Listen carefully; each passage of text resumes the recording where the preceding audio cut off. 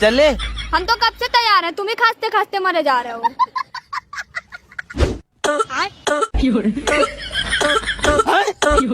अबे साले, हट साला, साइकिल को एकदम हेलीकॉप्टर बना के रखे हो। अब हम नहीं जाएंगे तुम्हारे साइकिल पर। अच्छा ठीक है, साइकिल पर मत बैठना, अब हम पैदल चलेंगे। रुको जरा। हट साला, ऐसे में तो हम मम्मी के घर पहुंच ही नहीं पाएंगे। साले तू। अरे काहे परेशान हो रही हैं? 35 किलोमीटर तो हम चल आए हैं, बस 2 किलोमीटर और बचा है। और अभी तो रुको। अरे ये तो वापस घर पे पहुंच गए।